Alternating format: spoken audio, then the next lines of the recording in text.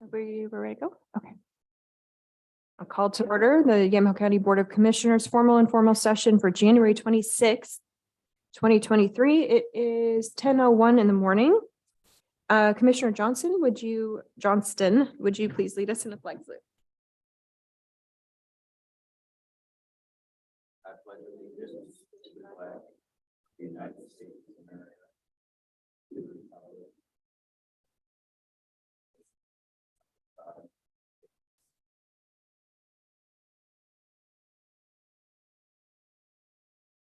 Thank you.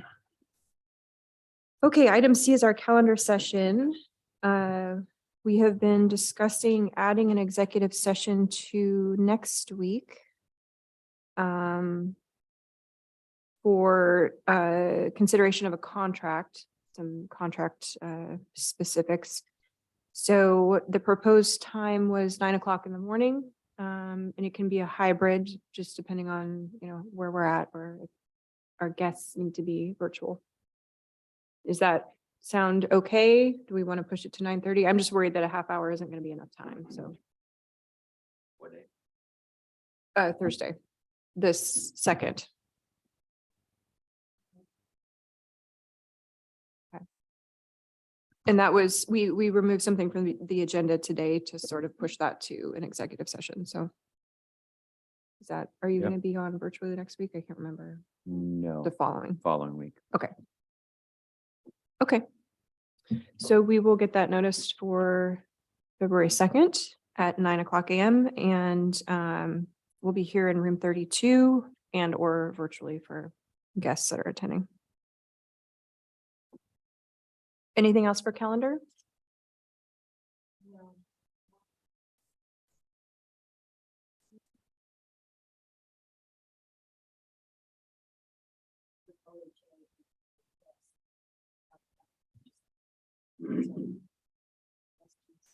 Okay, I think your microphone is on. Yes, just that there's the LGAC tomorrow for AOC and OHA and Oregon Department of Human Services is going to be talking about their legislative priorities. Okay. Anything else for calendar? No, okay. Item D is public comment. This time period is reserved for public comment on any topic other than an agenda item, quasi judicial land use matter, or a topic scheduled for a public hearing. Do we have any public comment in the audience or online? Please raise your virtual hand.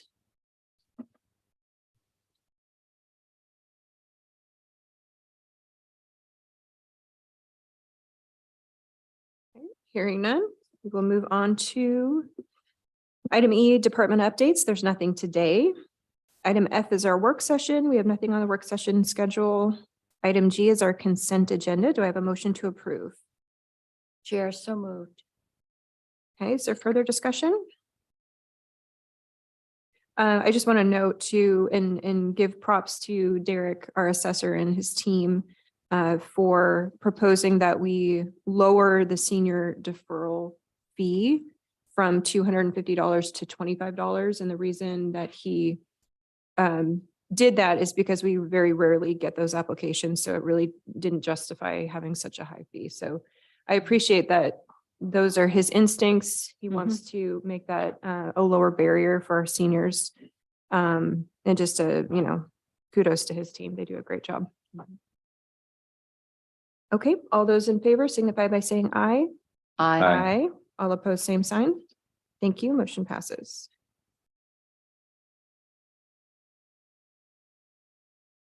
Item H is old business. H1, consideration of approval of a board order and findings in the matter of denying a request for a vested rights determination and further denying an extension request for a conditional use permit, tax lot number 4315-700. The applicant is Manchester Solar LLC, and this is continued from December 15th of 2022. Chair, I would move approval of item H1. Is there further discussion? I know, Kit, you weren't here for that decision, but I've heard most of it though. okay. Okay. Okay, all those in favor signify by saying aye. Aye. Aye. All opposed, same sign. Great, motion passes. Thank you. H2, consideration of approval in the matter of an order authorizing the sale of tax foreclosed property by private sale and ordering distribution of proceeds. Tax lot number R5926000400. This was continued from January 12th of 2023. I will move approval of item H2. Is there further discussion? Okay, all those in favor signify by saying aye. Aye. Aye. All opposed, same sign. Thank you. And I want to thank the McKinleys for being patient with us as we walked through that process. Item H1, other business. One is consideration of approval of grant agreement number C2022542 between Yamhill County and the state of Oregon, Oregon Business Development Department for county fairground capital improvements in the amount of $277,777, effective upon approval through May 4th of 2025. And we do have our fair director here, Gary. If anyone has any questions about that, this is the grant for the Delashman Arena specifically. Commissioners, any questions? Oh, Sorry, Gary. this is nacho. Is it nacho with an N or an M? N, like the nachos. Okay. Sorry to Hi, interrupt Nacho. with the question. I thought I'd bring- You guys all know Kate? Yes. Yes. Hi, Kate. Can you Oh. come forward so folks can, if people are watching online, they can see why we're being so rude Why to we're our oohing fair and awing. manager? Oh, yeah. So Kate, I was with MB, I was a secondary handler. And Kate then went down for the training and became Nacho's secondary handler, with Sarah still being the primary handler for it. He, as Sarah pointed out, this is his first week, so he still gets pretty excited. Meeting people, it's a matter of, getting him trained and getting used to to where he is and what he's supposed to be doing. But there have been a lot of people interested, not just Yeah. Commissioner A photo. So how old is he? Okay. And he's from, was it California that the training was in? Okay. In Santa Rosa, Canine Companions is the outfit that does the advanced training. So they Okay. have dedicated breeders, and then they have puppy raisers who have them for about 1.5 years, and then they're usually at Canine Companions for about 6 months for the advanced training. What a sweetheart. Yeah, so what we would ask this time is if anybody would like to speak him, you can come to him, but we don't, he's so. So it's fine. if you want. Just approach him slowly. Not like going to the bathroom excited, And right? Okay. He starts to- He does. He just looks like. Because I know Ken wants to say hello. He's thinking, "God, we'll never get over this meeting." So what would you?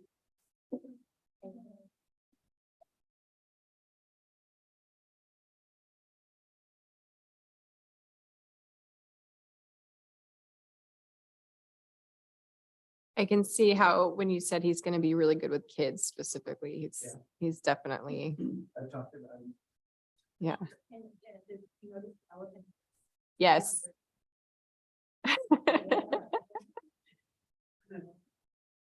That's my job. I'm supposed to love. Okay, well, nobody else wants, we'll duck out and let you get back to Thank business. you. This was a treat. Thank Oh, you so much. so much. Thanks for bringing Yeah. it. What a sweetie.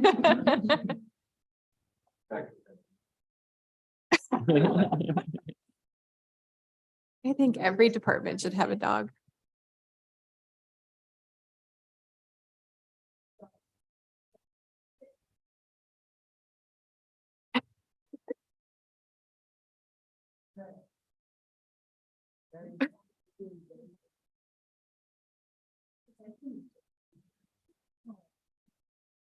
Look at his back legs. They're so funny.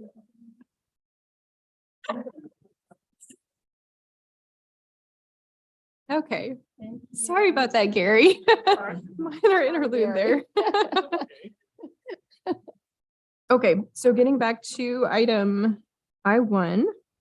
This is the grant that is specific for the Delashman Arena for the roof, correct? Roof and the restrooms Bathrooms. remodel. Yeah. Okay. So do you have any questions how this all came about? I don't, I guess my. Sure. Does this cover everything complete for the restrooms and the roof?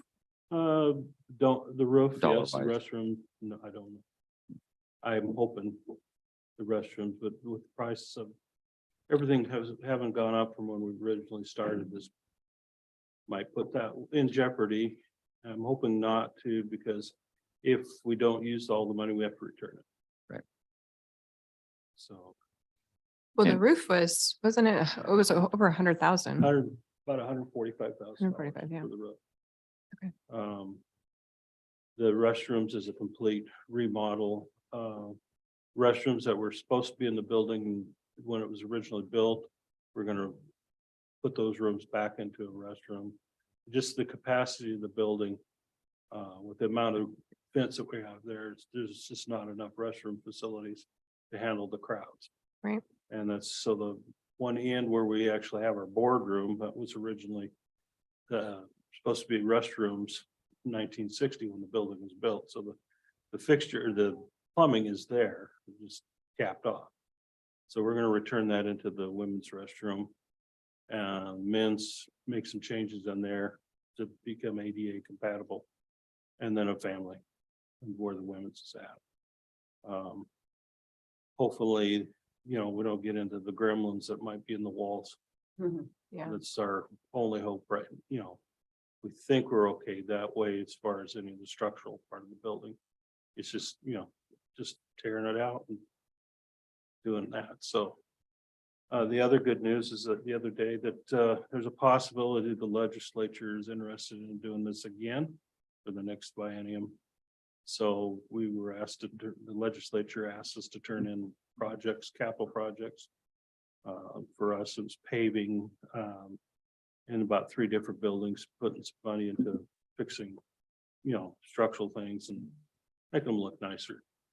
So we're getting that turned back in. So there's a good chance, depends on what the legislature wants to do, but they're the ones asking to begin with. So Mhm. we're turning in projects for that right now as we speak. So Okay.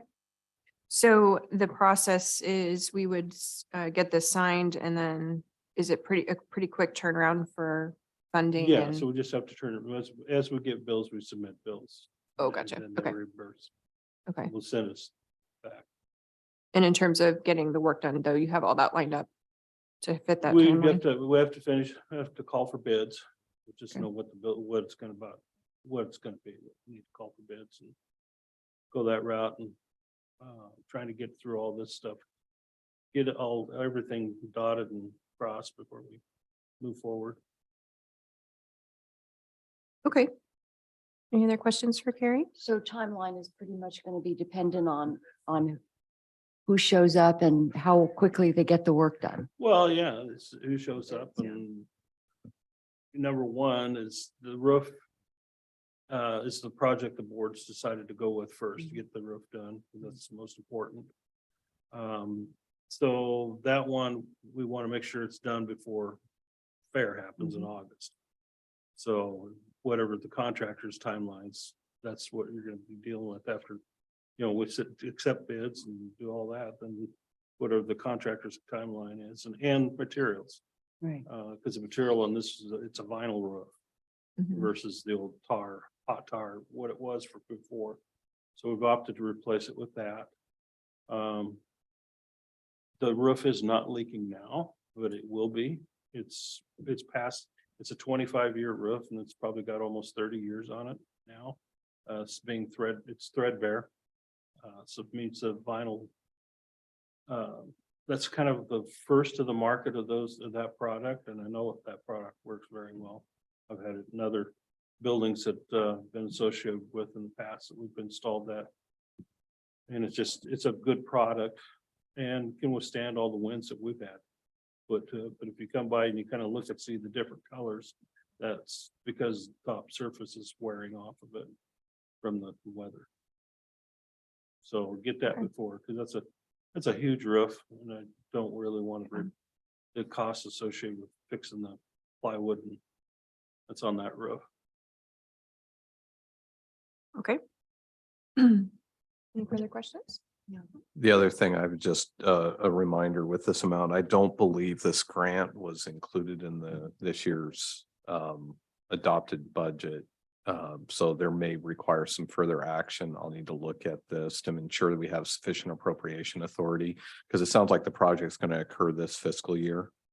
Yes. Right, and, Yeah. and so we'll need to take a look at that and may require some board action to either move some appropriation authority, which we can do. Pretty simple process, as far as, but that'll be another follow-up board action that will need to occur.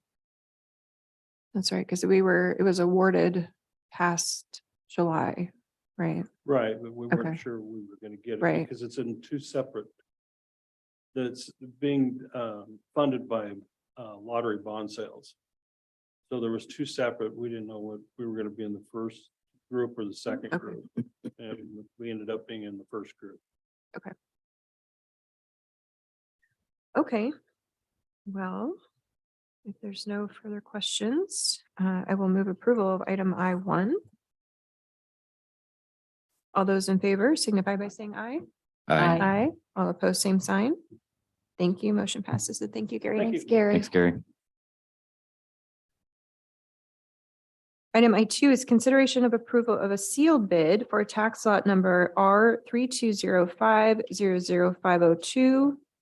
This is a third of an acre on Mountaintop Road, I believe. And this is a sealed bid. Yeah, I was just gonna ask Caroline, can we pull the picture of it up from the packet? If not. No? Okay. It's in the packet. There's Mhm. those. Here's the bid that we received.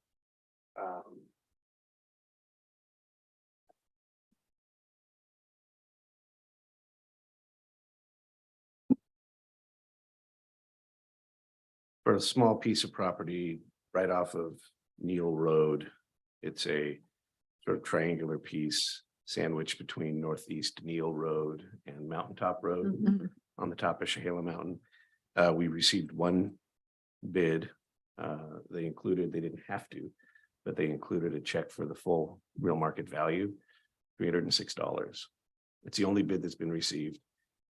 So what's before the board this morning is whether or not you're inclined to accept the bid, which was for the full real market value as it appeared in our records. Mhm. Thank you. And they are the neighboring property, correct? That I They're, can't tell you for sure. oh, that's their mailing address, but it says they're on Neil Oh, Road. that's right. Thank you.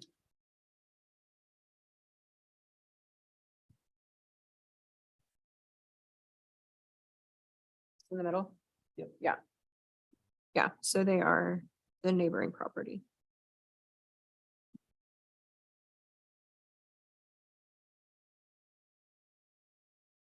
Okay.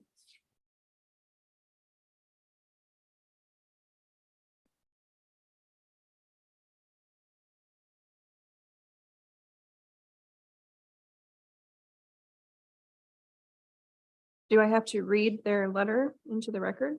No. Okay. You certainly can. Like to share it with the other commissioners. They can. Would read you it, or like me to can read it? out It's pretty loud. short. Sure. This is from Rolf and Winter Skyberg. Dear Board of Commissioners, we are writing to express our interest in purchasing the property known as, and then the lot number, which is located at the intersection of Mountaintop Road and Neal Road in Yamhill County. This property borders our current residence located at address. We would like to purchase this property in order to include it in our existing green space preservation plan that we have on file with the state. Our goal is to maintain and preserve natural habitat. And by adding this property to our existing green space, we can continue an unbroken and unfenced stretch of land that will be beneficial for the local ecosystem and wildlife. We are offering $306, which is fair market value as determined by the county's assessment, in hopes of expressing our earnest interest. The full offer value has been included as a money order.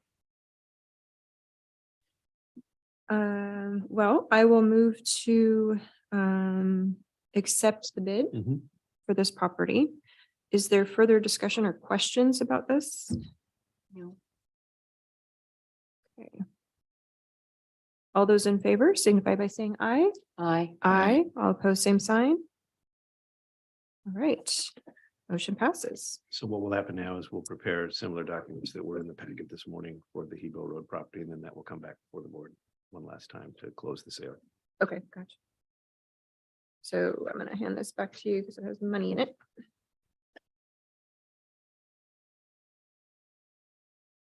Okay.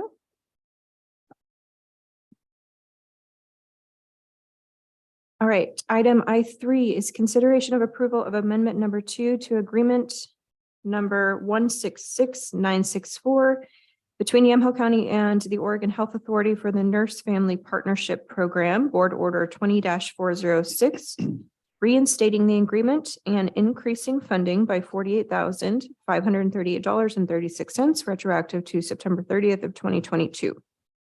And Chair, we had a discussion with Health and Human Services Director, and she mentioned that this was the state that modified our budget for that. So that Oh, okay, This was- because it's retroactive. happened at the state level. Okay, and this is for the one-on-one nurse to family, first-time parent program.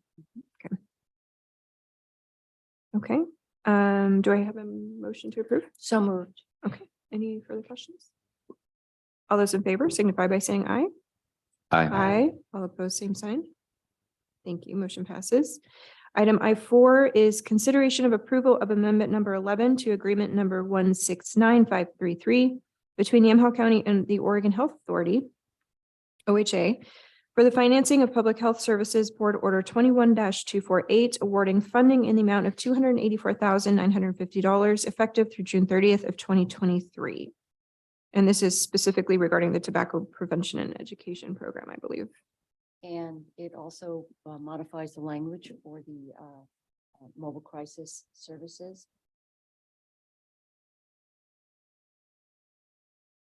Sorry, I'm on the wrong one. Never mind. Is that the That's 5? That's the next one. Okay. Yes, you're right. Okay, I will move approval of item I4. If there's further discussion. All those in favor signify by saying aye. Aye. Aye. All opposed, same sign. Thank you. Item I5, consideration of approval of amendment number 4 to agreement number 173153 between Yamhill County and the Oregon Health Authority for financing of community mental health, addiction treatment, recovery and prevention, and problem gambling services, Board Order 21-490, allocating funds in the amount of $2,085,083.41 and extending the agreement retroactive to January 1st, 2023 through June 30th of 2023. And that is in response to our application for the problem gambling services grant that was authorized. And this also updates the language for the mobile crisis services and also does include the problem gambling and referral. Are there any questions or concerns on these modifications? Madam Chair, I think I would just make one clarification.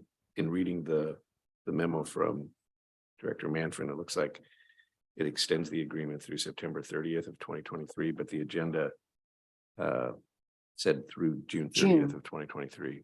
So, well, it looks like in her memo, it says it extends the agreement through September 30th of 2023. Oh, but this says. Right, the memo says June 30th. Okay. So let me look at the. Well, and it I'm looks like gonna- the agreement itself There's says two June different 30th. things. There's the amendment extends the agreement through September 30th and then allocates in funding for January 1 through June 30, The 23. the Yeah. agreement itself, though, it says June 30th, so it looks like it is June 30th. Okay. So we should, I mean, yeah, so June 30th, we can clarify with Lindsay, and if we need to bring something back, we can, but it looks like the amendment that's here before you today does say June 30th. Okay. So. it was appropriate as you read it. Well, there's two actions here. There's the agreement, but then there's the funding and the allocation. And because we're going to be having a new biennium that starts July 1, that's probably why they're only approving the allocation of funds through June 30, but the agreement carries forward to September. But that's not what the agreement says. The agreement says it shall expire on June 30th. That's what the amendment says.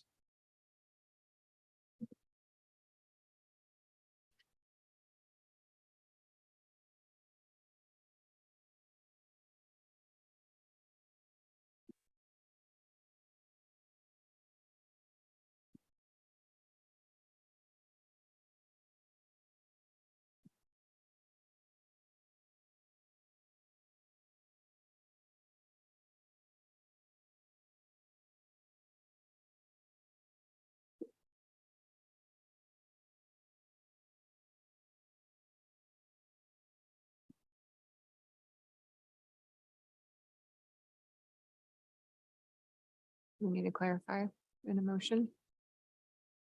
I think the way you read it, actually, now that I've read both the agreement and the agenda, is fine through June 30th. And we can clarify with Lindsay about how the funding might work after June 30th.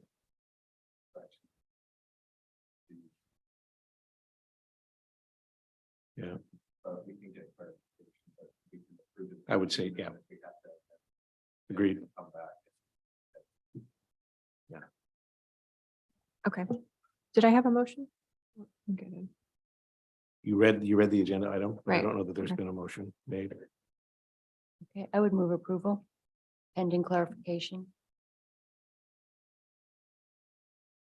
Well, I think you want a motion just to do through June 30th. Yeah, June and that's what 30th. that's Okay. what the Okay. agenda says, yeah. Okay. So as presented on the agenda is fine. All right. Okay, so Commissioner Starrett moves approval. Is there further discussion? All those in favor signify by saying aye. Aye. Aye. All opposed, same sign. Thank you. Motion passes. Thanks. Item I6, discussion regarding said core contract. This was continued from January 19th of 2023, which was last week. And commissioners, you've had a chance to see the updated report that was submitted. There were several items in that report. It was a letter and then a current project list. Where am I? So I want to just start by going through if there's comments or questions on the material that was submitted.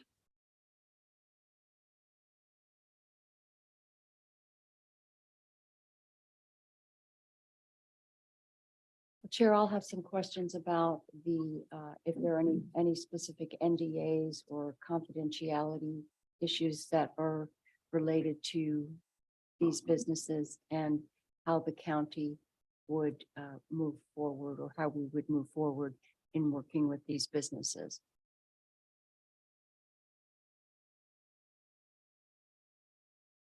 Christian, are we aware of any NDAs that exist?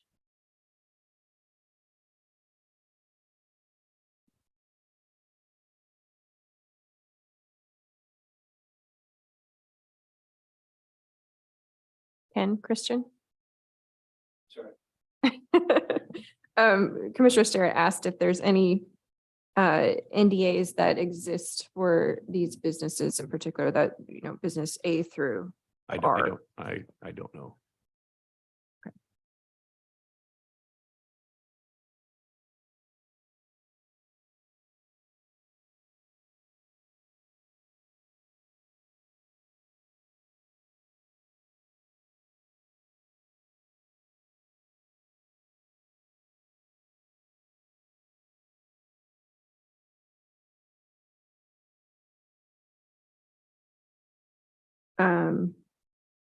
I guess I don't have any questions on the specific projects, just because I've had conversations and heard of all of these that are going on.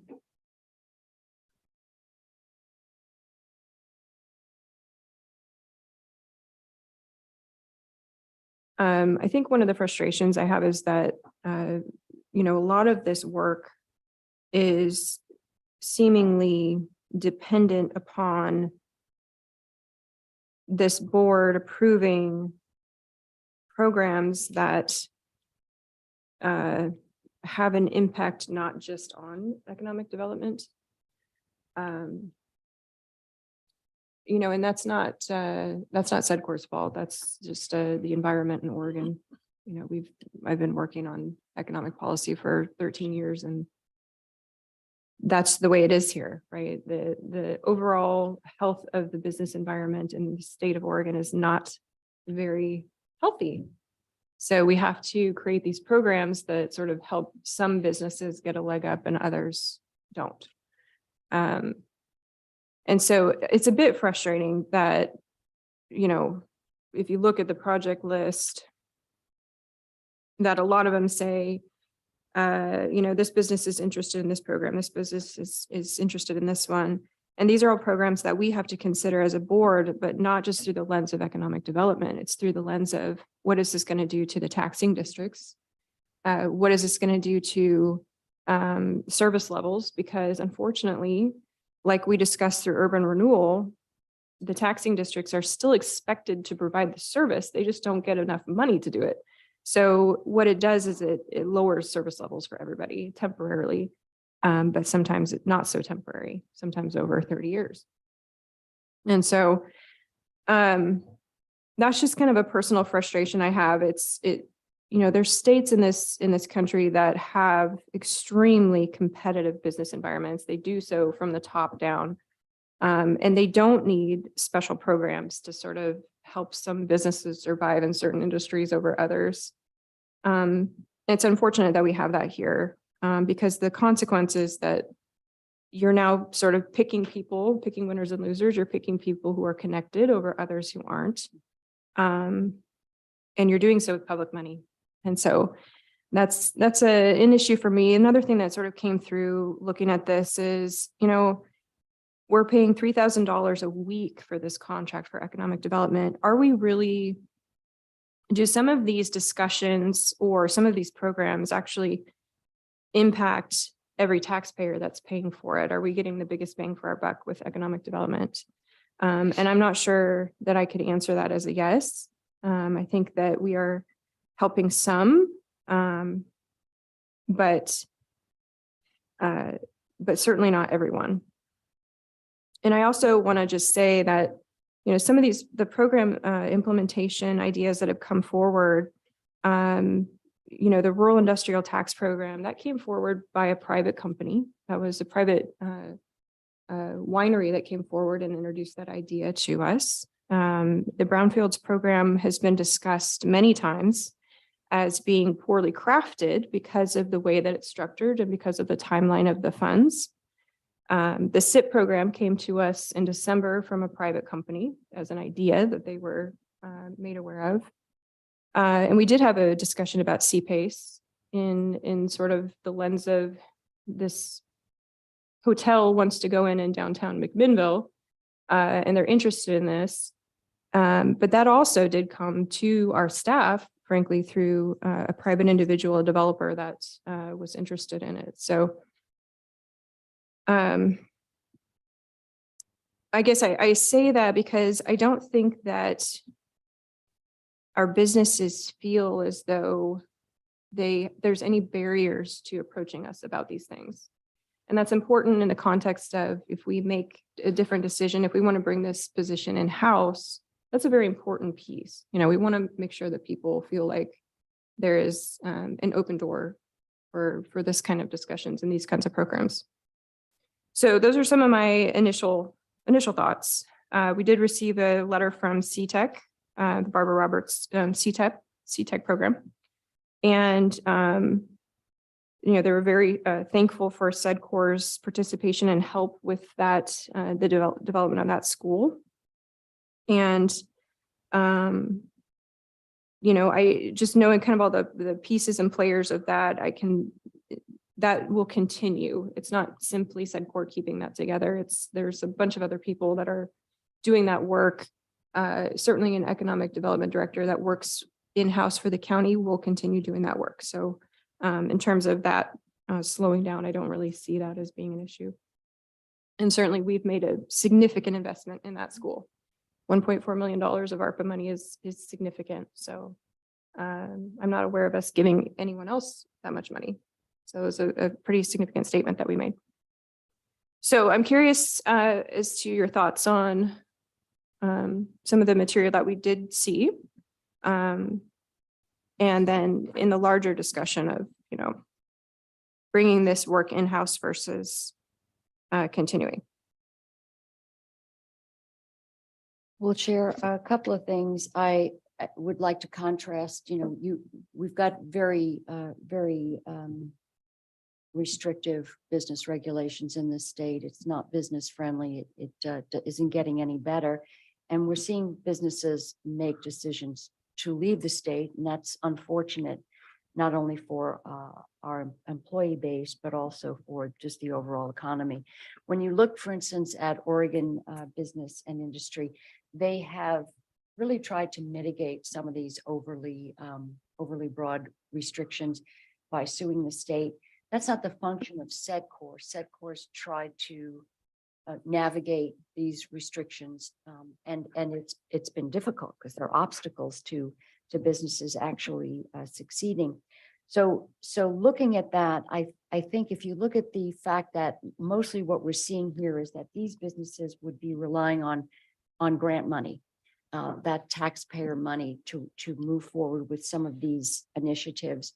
In the past, to your point, we've had businesses, we've had individuals, we've had corporations come to the commissioners individually and ask about a variety of different options to help them with expansion and retention. And the commissioners in the past and currently, I know that, have always been quick to say, how do we make inroads for them and pathways to them. So we've done grant programs on our own. We've met with a variety. It was very competitive, and we made decisions based on what the commissioners' thoughts were. At that point, we said, hey, we might need a little bit of help. This is getting to be, this is getting to be quite a workload, but I also think it did work well. I'm frustrated, and I've mentioned this before, in that the quarterly reports were nothing like this project list. They were vague. They were sharing information about other projects that were being done by other organizations. Right now, my whole focus would be on bringing the position in-house, working more toward recruitment, retention, and then working from the lens of a person who is either a contract employee or a staff employee to really focus on this and give it more attention, more in terms of not only the Main Street, and not to duplicate the work of a chamber, but also that's got to be included, but looking at Trader Sector and also looking at Main Street, because those are small businesses are a good percentage of who employs our residents. So I would be in favor of canceling the contract, looking ahead at perhaps whether we could in some way partner with SEDCOR for some of the work that they do. I know we had some concerns about, and there was some confusion about what a membership would look like. We don't have a membership. Other cities have memberships, but what would it look like if we had some kind of relationship with them? But I think that will be figured out in the process once we've made a determination of what that economic development is going to look like for Yamhill County. I'm in favor of an in-house contract or staff person that focuses on Yamhill County. And I think we can save money, be more responsive to our businesses, and have more of a touch point, more of an open door, and more of an eye on what's going on and what has been done than $12,000 a month. Thank you, Commissioner. One of the comments I wrote down was, how do we measure success? And that's really something I'm getting stuck on, because I'm not sure that we could come in front of all of our taxpayers and say, well, we've had all these discussions, right? But they're all dependent on programs that we may or may not support. And we've said we wouldn't support CPACE. So how do you measure success? How do you communicate that these tax dollars are actually producing something of value for economic development. The other thing I noted is that, and this is just, I guess, how the system is set up, but a little bit of frustration with specific projects in cities. And it was really nice to see that in the letter, Eric mentioned that there were numerous cities that are members of SEDCOR. So that's great to see. We don't know what their memberships look like and how much they pay into it. But that seems like a more appropriate venue for some of this stuff. The Newburgh Mill site, and that's really kind of a sticking point for me because we had an extremely long discussion, debate about whether or not we support urban renewal, the concept of urban renewal that directly impacts our taxpayers, the county, as well as the other taxing districts. And ultimately, we decided that we didn't want to participate in it, and we excluded county land from that mill site in the urban renewal district. And yet it seems that time and effort and attention is being paid to, working on the development of that through our contract. So there's a bit of, some sticking points and overlap. I know some of that's natural, but I'm also encouraged to see that a lot of our cities do have individual contracts and can continue some of this work with SEDCOR. McMinnville, 3 Mile Lane project, all of that stuff. Lafayette has I believe they have a new urban renewal district. So if they want to do that, that's certainly something they can partner with SEDCOR on. I think, I'm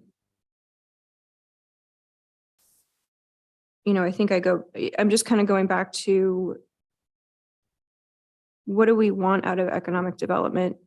We do want support for our traded sector and our manufacturers, but we also want, those are also people that are the most connected and have the most resources typically. So how do we support the majority of our businesses, which are small businesses? How can we do that and play a significant role that isn't a chamber, but it's an advocate and a focus on recruitment and retention. And if you've ever been a member of a chamber, you know that they're not all equal. I've been a member of 5 of them, and I can say only one of them was worth its cost, and that was McMinnville's chamber. So there is a void there. And as we're entering a recession, I think that the pressure is going to build to try and do what we can to protect our businesses. So I am looking at this through sort of a larger, long-term goal of what do we want to see in the county for economic development. And I do agree that we should have somebody that is in-house, that's directly accountable to us, that doesn't really have this level of separation, that can help do both. Commissioner Johnston, any thoughts? I do have thoughts. Okay. So I have a totally different way of looking at this because I'm new. Not privy to the conversations and meetings over the last or since 2018 when this contract was initiated. So I'm just going to comment on what the project list that was sent and my thoughts on that. So on that list, there's 17 of the projects are city projects, 1 that's maybe a county project, and 4 that are county projects. So that right there just tells me how intertwined SEDCOR is in Yamhill County with relationship to our cities and how important that is for Yamhill County to have those connections. What I would be interesting to know is how many of the cities that are on this, of these 17 city projects, how many of those do have some form of a membership with SEDCOR? The other thing that I would like to know is what a membership would look like for Yamhill County. Because I believe ultimately for me personally, I would like to see it in-house. I agree with that. But maybe there's a hybrid version of this where it's in-house And then what a membership looks like with SEDCOR. And also a third part to this is possibly MEDP or the McMinnville Economic Development Partnership. If there's some form of a hybrid thing, because I think it's all just so intertwined because there are projects going on in the city, which are within the county. And I think that's important. The timing on canceling this contract is going to be another interesting issue because there is so many different programs going on right now. Not that the cities, you know, depending on whether they have their own memberships with SEDCOR, if that would be affected on the timing of when the contract's canceled.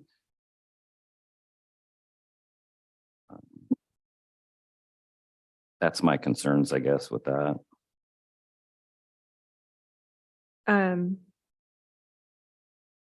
You know, I mean, Polk County has a contract with SEDCOR and it looks totally different than what we have. Right. And, you know, some counties, Marion County, I don't know about Polk County, but they also have an economic development person, right? A They have director who, Marion? in-house, They in have like addition to. 5, right? Or, Yeah, there's a team of them. right. Obviously, you know, funding is different, but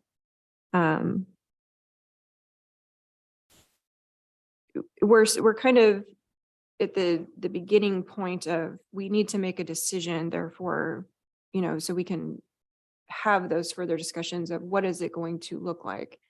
There's nothing that an executive director, economic development director couldn't do that is on this sheet. And I think that we would also have a county committee. And again, we're sort of getting ahead of ourselves in this discussion, but we'd have a committee that's informing that person of, you know, community members, folks who are involved in the traded sector and so on and so forth. You're talking about the position that is being proposed to bring in-house. Right. Okay. Yeah. So like when they talk about EDAC, the EDAC committee, it's a special advisory committee that is supposed to help with economic development and kind of be that sounding board. So that could still exist and would still exist if we have an in-house position. We could simply ask EDAC to fill that role if we wanted to. We also, as commissioners, serve on many of these boards directly.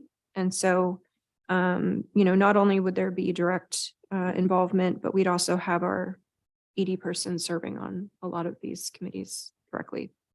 So I also went through this with that lens of, okay, if we brought this in-house, how would this operate? How would this person, you know, do this? And I don't see any issues with having someone in-house fill the role of some of this work. But again, I don't think that we're prepared to really talk through what that's going to look like right now. We just need to make a decision on the direction that we're going to go so that people can sort of prepare and respond and Shouldn't we know before we cancel SEDCOR what that looks like? As far as, you know, we all seem to agree that, yeah, it needs to be in-house, but what's the time frame to that? And does SEDCOR need to either have a contract intact while that transition's happening, or maybe the contract does get canceled, but within a month or something, we have some form of membership with SEDCOR to kind of fill the gap between this and onboarding somebody with the county. Because my understanding is that if we were to cancel the contract, we need basically a month's notice, correct? 30 days. So we had at a minimum of 30 days. So if we said today, we're going to cancel the contract, within 30 days, we would have more information. We'd have more time to look at the specifics and also have discussions about if and when and what a membership would look like, or some kind of an association. So by canceling the contract, we still have a month to come up with what or if we wanted to continue some kind of an association or partnership. And like you said, a hybrid, meaning that we don't, in other words, lose our contact and our association with this organization, but it becomes integrated into what we do. So it's not an either or. It is that we're not going to be writing, because my concern is that we are writing checks for $12,000 a month. If we do that, we'll write one more check for $12,000 a month. During such time, we'll get the information we're looking for. And then we start to have the discussions and look at, because I think Clackamas County hired an in-house person. Other counties have done it. We don't have to recreate the wheel. We can either, and look at the economics of a contract person, so they're not an employee, or we look at whether or not this is someone who's going to be on staff, and that would be in conversations with our administrator. But I think the board has to come to some conclusion about whether or not we want to continue this arrangement. I don't know that it's the best use of our economic development dollars. And I think we can do better with somebody who's in-house. And then we start to craft what it looks like with an association with all of our other economic development organizations going forward. And that is in concert with whoever is going to be working for the county, in the county, on behalf of the county. I don't think we can't move forward on this by writing another check for another few months of 12 grand. So timeline of putting out a job description and getting someone hired, we have a specific process that we follow for that. Does anybody know roughly how long that process is? That would be me. Yeah. You know, as far as, again, you know, I'm just gonna just really generalize it. When it comes to creating a new position, kind of vetting what the classification looks like, that's usually a pretty quick turnaround as far as process goes, because I mean, there are some examples that are there. And then we have our hiring policy that we go through on the recruitment process, and just knowing typically what we experience with from the time of drafting a request for recruitment, posting it, going through interviews, the selection process and everything, that's a 6-week process minimum. And that's dependent that we get applicants.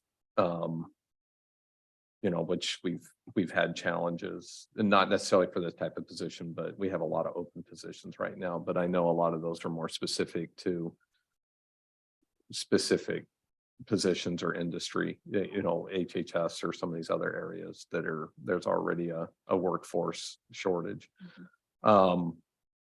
So the easy answer would be about a 6-week process to go through a recruitment. You know, that's the part in getting a person into the position. The next part is actually standing up, because again, this isn't a program that we've historically done in-house. And so, you know, I'm thinking back to a lot of the work that, you know, that was in efforts that were in discussions that were leading up to the RFP that we did to contract this out years ago. You know, we're going to have to, you know, essentially repeat that exercise and get recommendations, because I think it's one thing to fill a position. It's another thing to ensure that that position has the direction and is working on the projects and working, you know, on what the board defines as economic development, you know, for the county. What's those meaningful, you know, what are those goals and things that you want to accomplish moving forward? So that's a lot longer, and that could possibly be done with the position already in place. But I still, you know, again, I don't like having someone start going through a recruitment process without being able to describe to an applicant or anybody who may be interested in it what the work's going to look like and where they're going to be working with and what those expectations are long term. So sorry, that was a really long answer. Well, The but simple answer brings is up 6 weeks. But brings up a very good point, though. The person that you would intend you be onboarding actually would be the expert on how So you maybe do, as long as their general background is what we're expecting, that they would actually fine tune what they would expect as economic development for us too, so. And the other thing is again, we wouldn't be recreating the wheel since we aren't the first county to bring a position in-house and to hire someone and have someone put together a program that they've hired. So I think all we have to do, and not all we have to do to minimize it, but I think we can look at some of our other counties of same size or in our region, what they have done, look at their job description and what they did for recruitment, and then take a look at that, tailor it to what we're looking for, and then have that person with the background be able to inform the board as to, not only our expectations, but their suggestions on working with various economic development organizations. It's not going to be somebody who doesn't know the work. And hopefully it'll be somebody who knows the work in our region, locally, not coming to it cold.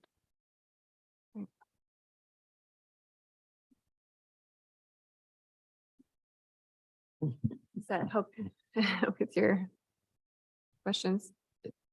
It does partially, yeah. Okay. I think I don't want to go without. So I guess if the direction is to give 30 days, does it have to be in 30-day increments? Can it be a 6-week notice? Would be another question. And if not, and it can be, if it's just 30 days, in that 30 days, can SEDCOR come up with some form of a membership for the county and what it looks like when that contract expires, that there's still some form of membership with SEDCOR.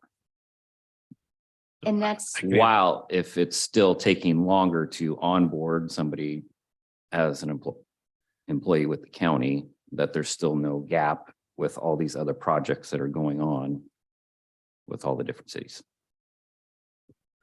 I can answer the first part of that. Yes, you could give a longer notice, minimum of 30 days. It could be 6 weeks, it could be 8 weeks, it could be 12 weeks. It's up to the board beyond 30 days. The second piece I don't have the answer to. I don't think this is like giving coverage in an ambulance service area. This is not, economic development. If we had a 2-week period where we didn't have a designated economic development person, it's not like we didn't have someone to answer the phone at YCOM because their house was on fire. In the past, we have not had an economic development person, and the commissioners were able to be the point people for who to address and what organizations at the state and regionally. And we've seen that happen in the past. In the beginning, they were coming to the commissioners and we were working through some of those issues.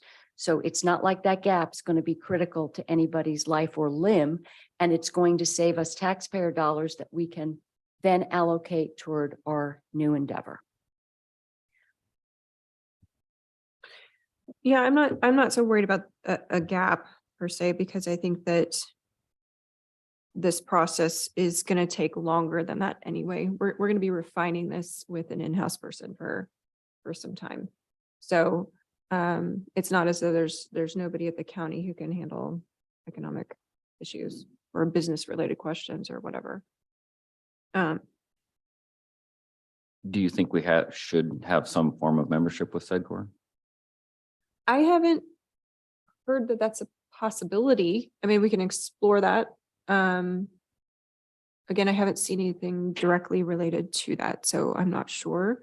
It certainly sounded like from the letter that they are willing to partner on, future projects or even current ones that are happening. So we can look at that too. But ultimately, what I would hope for is someone in-house who really manages all of that and directs all of that. If they find that it's needed, then they would approach us and say, hey, we really think this would be a good idea. So I'm not as worried about that piece, because if whoever we hire informs us that that is a critical, part of a certain project or just a partnership in the Tri-County area, then then that's what they say. So. You know, everything's negotiable, and I think that if we were to look at Zedcor as perhaps we're not necessarily going to have a full-blown contract, but we would be contracting with them for some specific project, again, that would be up to the, I would think, the discretion and the input of somebody who thought we needed that going forward.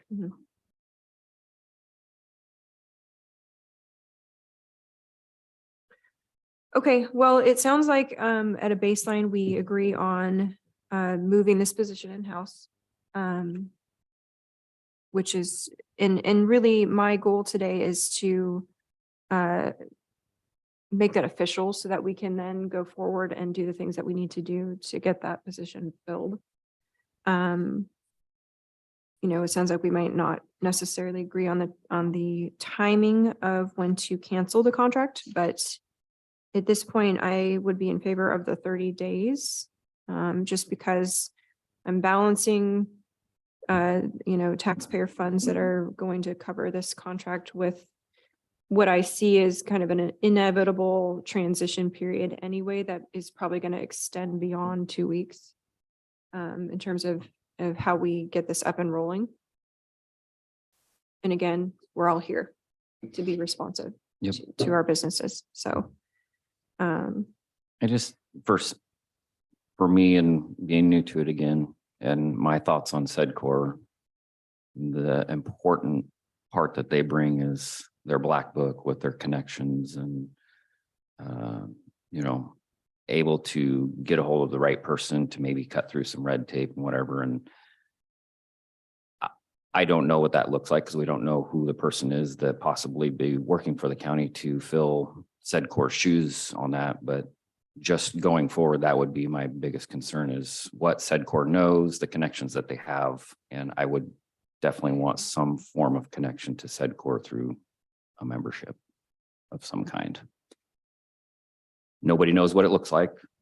You know, Polk County, it's all dependent on how their structure is, you know, Polk County's different, but we have some things that we can look at to guide us what it may look like. But I know, you know, EML County will definitely be different than that. So.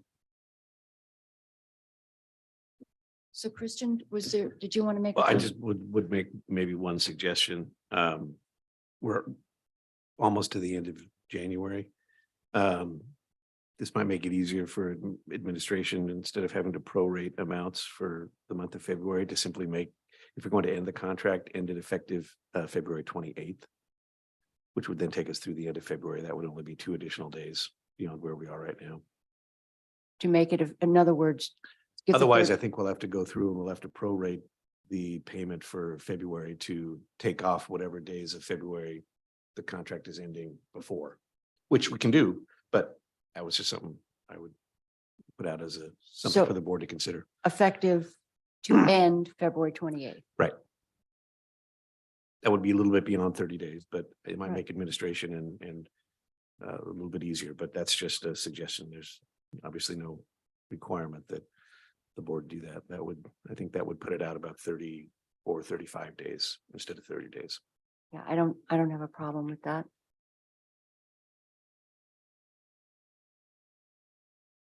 33 days. Something like that. Yeah.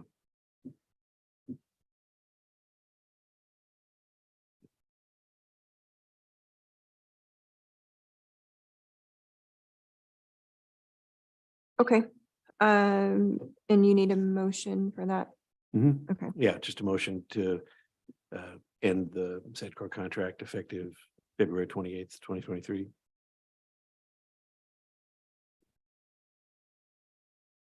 Okay.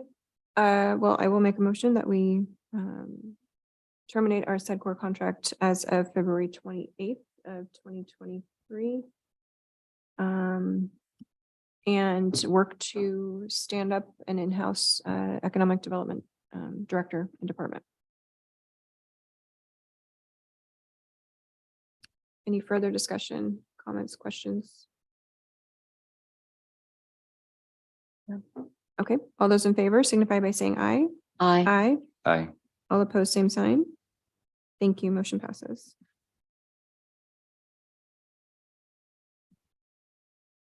Let's see. Does anyone need a break before the public hearing?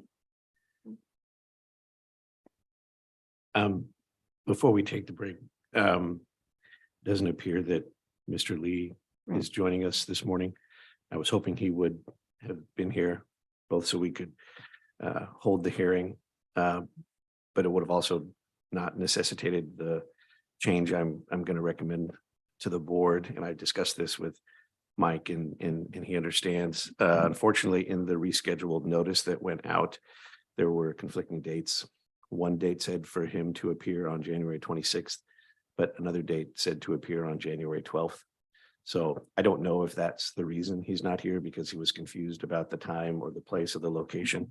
But rather than risk the board holding the hearing, and if you were to find that there was a violation, then providing him 30 days to remediate. And I've talked with Jody about this as well, and we agreed it makes the most sense to probably just set this over another 2 weeks, send out another notice, make sure the notice is accurate, both in the date and the time and the location. And then if he chooses not to attend, then I think it would be appropriate for the board to move forward and hold the hearing. Nothing to prevent you from holding the hearing today, but there is that small technical error that was in the notice that potentially could be raised by the individual later. So it was in the same notice that it Yeah. had two different? yeah, had the Oh. two different dates in it, and it was an Okay. oversight. It had, the notice, I think, was simply not updated from the previous notice. So the January 12th date appeared in the notice and I Okay. realized that was there until yesterday. Okay, so we'll Would- just move it. Set it over, yeah. I Set would it say over. Not hold the hearing today. We'll send out another notice and then reschedule it for 2 weeks from today or 3 weeks from today. 2 weeks from today is February 9th. There's a potential conflict on that day. Oh. That might mean that either I or Ken might not be here, Right. but this is certainly something that Jody could handle if I'm not available for that meeting. So I would say 2 weeks would be appropriate unless Mike's got other thoughts on that. Is And then this we'll send the something- notice out right away. Is there, well, I know that, I know this has been going on for a while. Is there any urgency? So if we made it for 3 weeks or if, you No, the neighbors would appreciate it. know, okay, It'd be done more quickly, but I just spoke to one. Earlier. okay. Yeah, and if Jody's, because honestly, for this matter, I've had little involvement with this because I'm gonna Yeah. rely on Mike. Mike's been dealing with this directly. And so as long as Mike's available and Jody's available, they're the two primaries when it comes to this. So, like Christian was saying, we do have a scheduling conflict on the 9th and we might not be available, but as long as Mike and Jody are available, they're the ones that are really critical to be here to answer questions. Okay. I'm fine with the 9th. Yeah. Okay. Um, All right. Sorry, Mike. yeah. Yes. So does that notice then go out? Yes, we'll send tomorrow? another notice out Okay. today or tomorrow for the Okay. end of the week. Okay, so we will move our public hearing. Apologies again for the error. To February 9th. Thank you. Thanks, Mike. Appreciate Thank it. you, Mike. Um,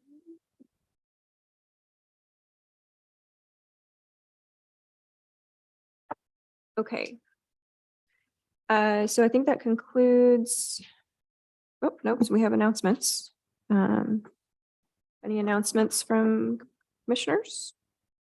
Just have some real quick updates and a very positive, encouraging story I wanted to share. Just a couple of things from the Housing Authority. They are looking at Stratus Village in McMinnville occupancy in 2 years.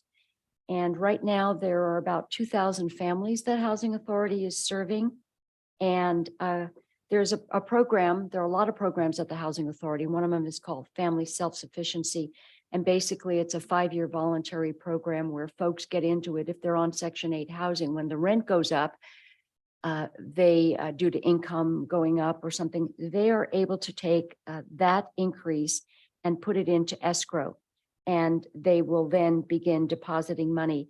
And the last story that we got was a very encouraging story from a woman who said that She was in Section 8 housing and she was trying to think about how she could better her life. So she started working towards that. She became a certified recovery mentor and her husband worked at a grocery store. At that point, she had open heart surgery and she had to put some goals on hold, but the housing authority was very supportive and they worked with her. She's now moved into a position as a drug counselor. And now she's basically taking that exam. And she has now a down payment for her own home. And she's just basically, their whole life has changed because they were able to take the money that they were allowed to put into it from Section 8 housing and now have a down payment. So read a lot of those stories. And I just want to say how much I appreciate the work that they are doing at the Housing Authority.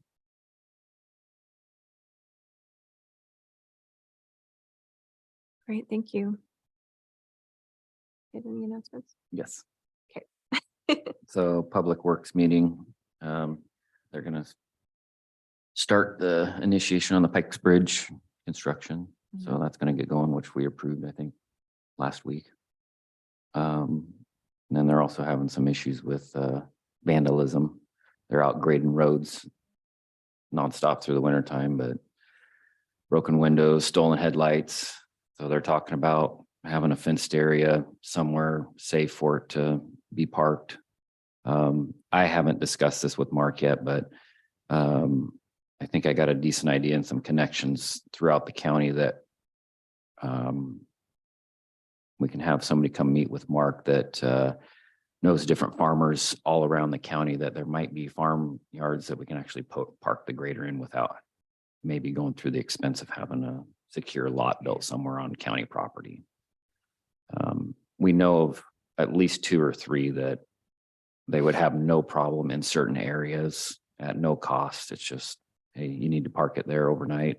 It's probably going to be safer because there's a house there, and versus it being right off the road in the dark, somebody throwing rocks at it, or I don't know what's happening, but I've heard broken windows, and last week's meeting was stolen headlights off of it. So, and I have construction equipment like that, and I know something as simple as a headlight. It's still not cheap. It's not like it's just $20 and somebody goes and throws a new headlight on. So Yeah. it's very expensive stuff, but I think maybe a partnership between the farmers throughout the county. I think we can have some safe places to park it. That's super easy fix to that. Yesterday's meeting was Park and Rec. 7 open positions. They've been having issues getting quorums. Yeah.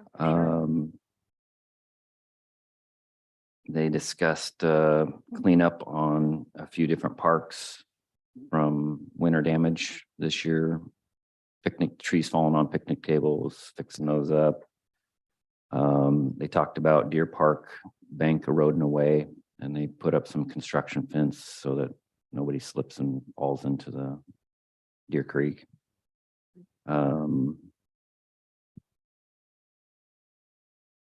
They were talking about the Whiteson Park came up because it's non-accessible, and there's a study from way back when, 10 years ago, probably. I think it's on the website. They brought that back up to see if there's some form of development that can be done there, which would be kind of go into, they had a discussion about the $100,000 for master plan for the park. But Susan Muir from the city of McMinnville was supposed to be there, which she was not, to discuss how the city of McMinnville's master parks plan is coming along. So they had really no discussion to further what they're doing with the master plan. I think we're on a time schedule with that money, aren't we? No, is it just part of our budget process? No, we have funds that were approved for parks to use. I don't remember exactly which bucket of funds those came out of, but they were discretionary. So Okay, parks yeah, that's has funds available. You know, that updating the parks and open space master plan is a major Yeah. endeavor. It's the reason why it hasn't been updated in quite some time. But they have the funds available. It sounds like, Travis is, he's been there for a bit now, but he's still fairly new in Mhm. jumping into a master Right. planning process right out of the gate. Right. So, No, and right, so just kind of an overview, they're trying to get parks integrated into public works. So that's problem number one. Problem number two is they don't have enough people on the committee to have a quorum. So I guess number one, it seems like they're getting their footing under them to be integrated into public works, which is good. So I think the second biggest thing is to all of us, I know I threw a couple texts out yesterday to see who wants to be on the committee. There's 7 openings. That's a lot to fill. I know there's an application, I think that might have came in that we did receive another one. today or Today. yesterday, which is good. Okay, good. And Anyway, it's one the Parks Board might want to look at, because I know that was an action that was taken a few years ago where they expanded the membership of the Parks Board at that time. It's it's one of those feast or famine, and I think they were getting a lot of applications or a lot of interest at that time. So they actually expanded the board. And so the downside is when you expand those boards and now all of a sudden you end up with all these openings that, so yeah, Mark and Travis spoke to me as well yesterday. and Okay. We did some brainstorming on that, Okay. but definitely, we have it posted and emphasize, a lot of times, commissioners will reach out to folks that may have an interest in serving. The existing members on the committee will reach out, and we do have it posted on the website. So hopefully, because the Parks Board does play a very critical role, especially if you're going to go down the path of a Parks and Open Space Master Plan. Mhm. Right. I don't know how in depth you want to get, but they want to move the bridge from, I think there was a bridge that they put in at, I wrote it down. Anyway, there's a bridge sitting somewhere that I guess they can move from one park and they're going to go put it in at Deer Creek or something. Do you know about that? Yes, this was a former pedestrian bridge that was off of, I believe it Oh, was Deer Old Creek. Sheridan Road. Yeah. And it's Public Works. That was one that bridge had come out when we vacated and transferred the rights to that road to the city, and the city replaced the bridge until we ended up with the pedestrian bridge. And so I think they were looking at taking that bridge and installing that at Deer Creek. So it's a Deer Creek Bridge dismantled and it's going to be installed at Metzger, which is out Okay. on Baker Creek Road. Even better. And Mark said, it's just in pieces, and he made it sound like it was pretty simple. So Yeah. I've never seen this bridge, but Yeah. that was one thing discussed. The summer puzzle quest, talking about redoing that again for this year. They said it was fairly successful. About 200 people were involved in it. And I think they charged $2 for the little Mhm. passport pamphlet. They threw around maybe charging $5 this year, but they haven't decided. They're trying to come up with a phrase for hopefully next month's meeting and then go from there. Volunteer, they want to know if there's a volunteer protocol that, just somebody from the public can volunteer to go help take care of the parks. They believe there's a process for it. They didn't really get in depth. I had to leave early, so I don't know if Ken knows more about that. They do know that City of McMinnville has some form of a process where you can volunteer and help clean up parks and stuff. That's all I got. Yeah, I can connect with Travis. On County Parks hasn't historically had a volunteer program because of course, there's a long history of using involunteers for a number of years. And that's dwindling. That's why they Yes. brought up the volunteer, and also community service is dwindling too. And Right. community service was another big part of how they Right. got the parks taken care of. Right. Could we use, when there are youth offenders, they are required to do their version of the Community juvenile service offenders or- community yeah. service, and they do a lot of with the wood program. Wondering if we could enlist them. We've done that in the past. But that was when I would have to talk to Scott and Jessica on the status of their community service program. Because remember, that was another one where they didn't have the numbers over the last couple of years. So a lot of those programs, just like we're seeing on the adult side, parks never really actively, you know, except for, I'm just speaking my own experience from when I was in that role. You know, we always had to be cautious about, because we oversaw the adult crews, that we didn't want adult crews with juvenile. You know, and so we kept it projects and kept a line between there, but we had history each summer. We would work with juvenile on specific projects. But a lot of those programs, unfortunately, as a result of the pandemic and numbers and a lot of changes that we're seeing, we're just seeing a drastic drop. I think it's an option that Travis could connect with Mr. Posh and with Dana as well. But it'll be kind of interesting, because typically any type with the juvenile, you know, workers, they're usually with a juvenile detention specialist who's overseeing the work out in the field. Right.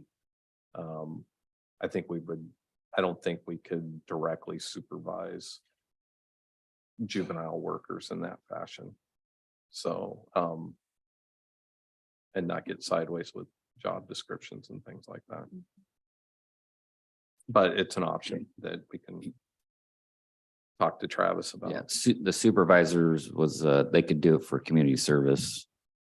And I guess that was one of the other issues with having the adults in custody crew out there, that having the manager there watching them is different than if it was community service crew. Mhm. The other thing is that they have Boy Scouts that reach out to them every once in a while. Yeah. Like the picnic tables that were broken, they'd come out, fix them, but there seems to be breakdown in communication in the past, trying to get the Boy Scouts connected to whatever forms they had to fill out to be able to go do the work in the parks. But it sounds like they're gonna fine tune that to where that will now be an option also. What about our 4-H kids for a project? Or HK, I think there's endless possibilities. Yeah. As long as we can streamline the process, cut the red tape, whatever it is, it's falling through the cracks somehow. And I'm sure COVID didn't help anything, but Yeah. we're out of COVID. Let's move forward.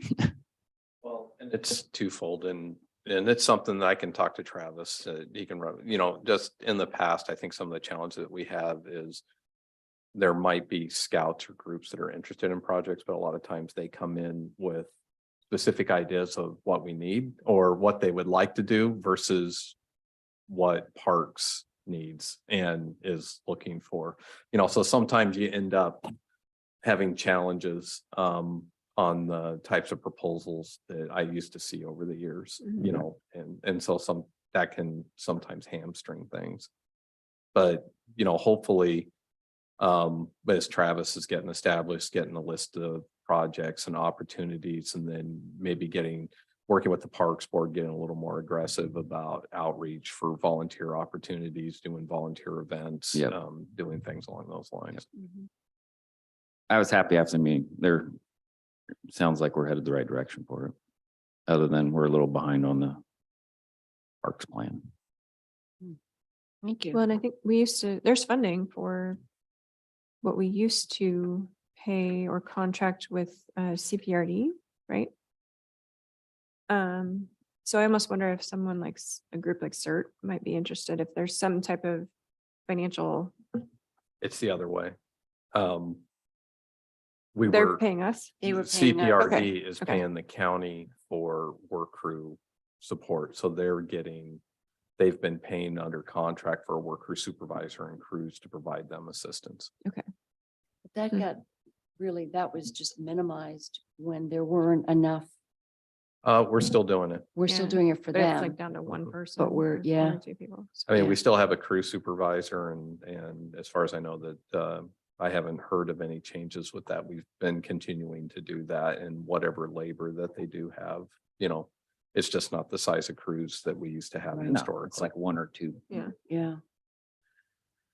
Okay, Well, speaking of the juvenile program, we are losing our dear juvenile probation manager director, Dana Corelli. She is retiring after, I think, 41 years is what they said.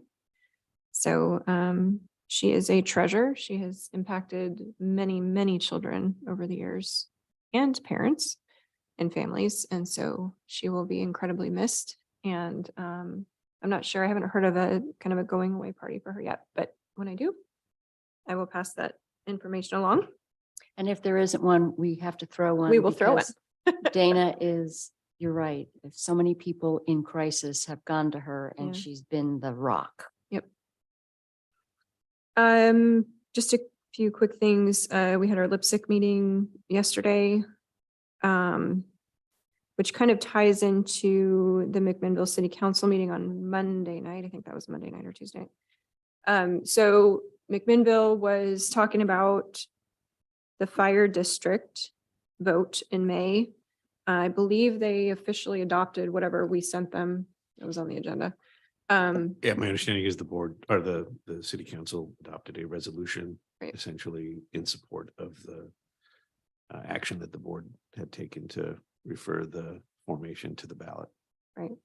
So, but they also had a special budget meeting prior to that city council meeting to discuss their plans over what to do with the old fire service rate.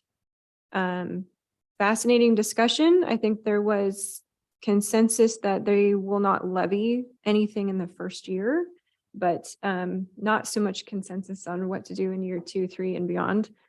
They discussed implementing a 50-cent increase in year 2, another 50 and another 50. So phase it back in over 4 years.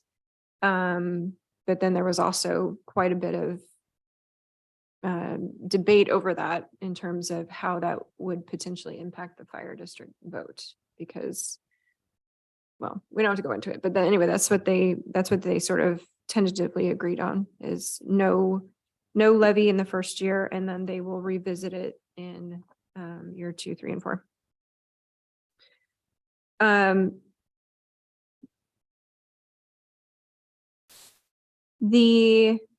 Okay, so the city council meeting, I tuned in to listen to what they were going to do about the public safety citizen task force, which was requested by hundreds of people who signed this letter because of what's happening in McMinnville. Some of the police chief was on the meeting, admitted that we're having a lot of increase in crime, increase in drug use. There's fentanyl use going on in the restrooms of the city parks. So some of the city restrooms were closed this week. And they're down, 6 or 7 officers. So, they're really stretched pretty thin. And anyway, this task force was proposed by some business owners and others in the city. And the mayor said that she wasn't going to do an official city committee because of all the loopholes that you have to jump through. However, she would assign Councilor Geary to sit on this task force with whoever else the citizens decide is going to be on it. So I want to, in what I asked LIPSIC, and LIPSIC is the local public safety council, so kind of a conglomerate of county, cities, whatever. If they would be willing to have that task force, kind of inform them or at least report to them and give them regular reports. And or if the county can't maybe do something that's a little bit more official, because it's getting to the point where, we're closing our parks down. And businesses, this is just a constant fight with our businesses. And, we're talking about economic development. I mean, that's a huge problem. So I'm still kind of looking into what's next on that, but there was willingness from the council to at least assign a city councilor to that effort. So that was some good news.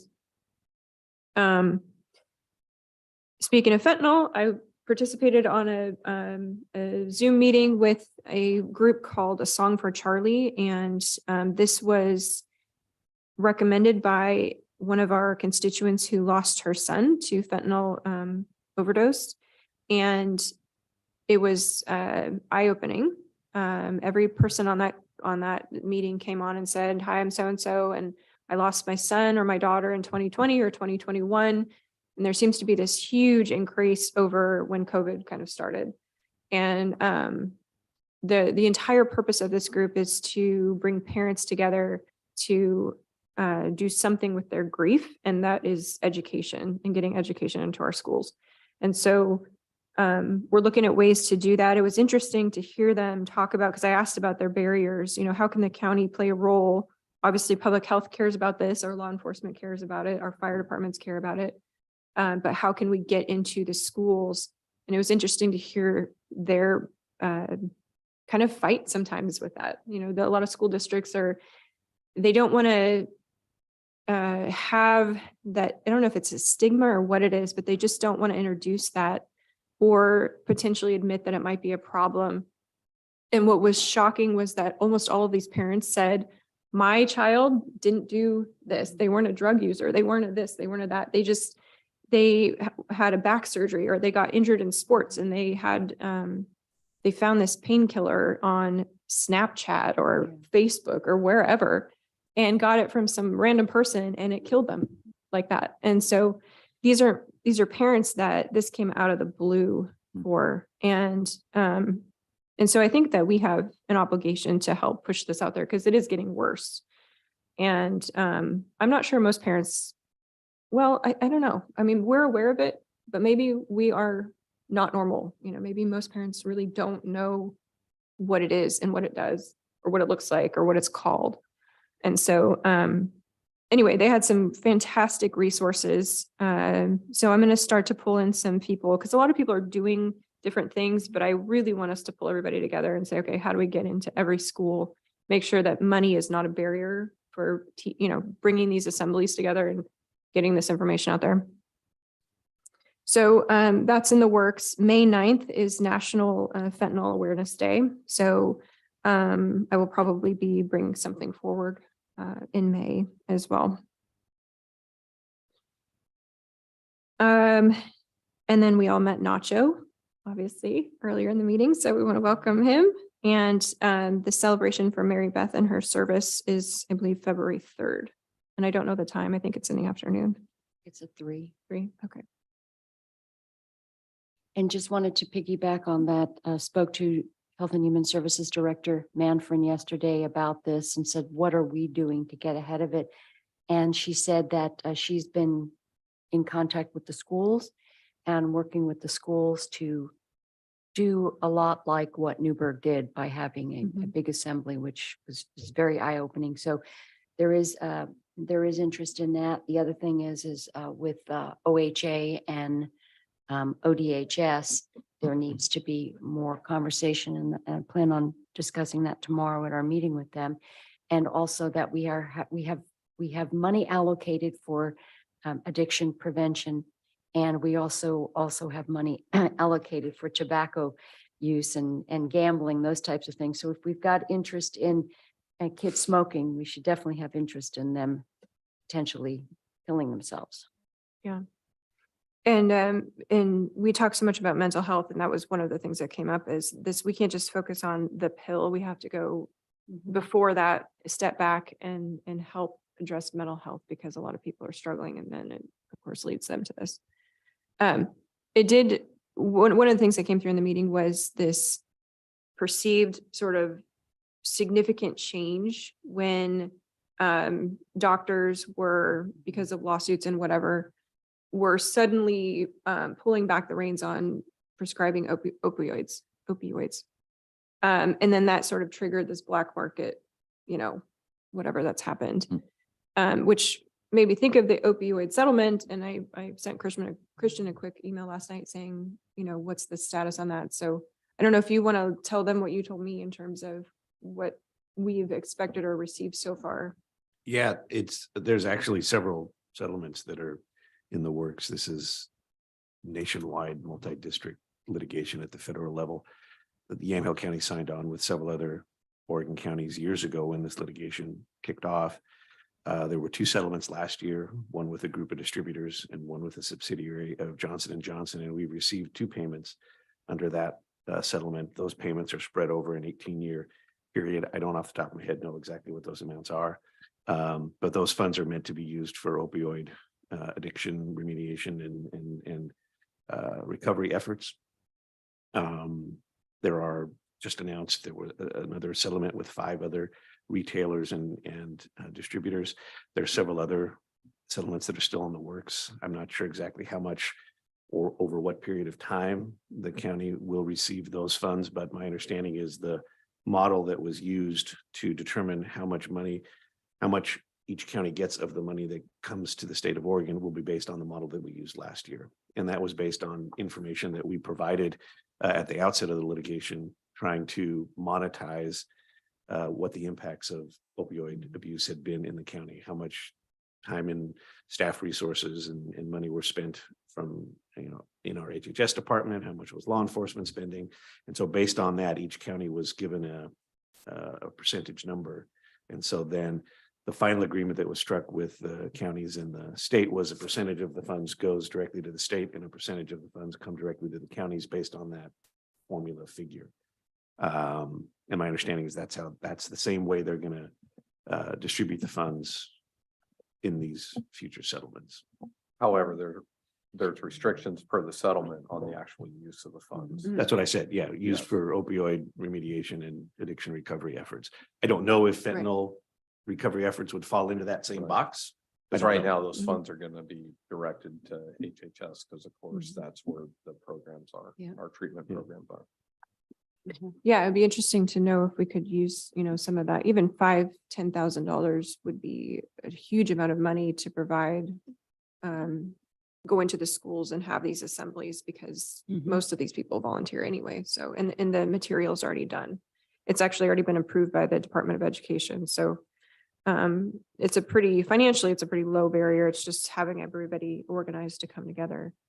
But it'd be interesting to know if we could use some of that money on Yeah, education. We can check with HHS and determine whether that can be sort of spent alongside the other sort of drug addiction, opioid Yeah. addiction related Right. treatment and recovery services work. Director Okay. Manfred was saying that she's in a group where they're coming up with ideas of what they can do and looking for suggestions. Okay, great. So they're definitely focused on it. Yeah. And the other piece of this is the Narcan. Mhm. And I asked the Chief Scales if we have an availability issue or a supply issue. He said no. Right. And I believe in Oregon, you don't have to have a prescription. You can actually just go ask for it and have it on you just in case. But I asked about barriers to citizens just wanting to have it just in case so they can help if there's an emergency. And is there issues there with liability or any of that? And the answer was no, there's really no risk. Even if you mistake someone overdosing or whatever, and you administer it, there's really a very low risk of having a reaction to it. So doesn't seem to be a hesitancy for people to want to have it and use it. And certainly not a supply issue at this point. So that's good to know. I think that was it for me. Anyone else have any other announcements? No, thank you.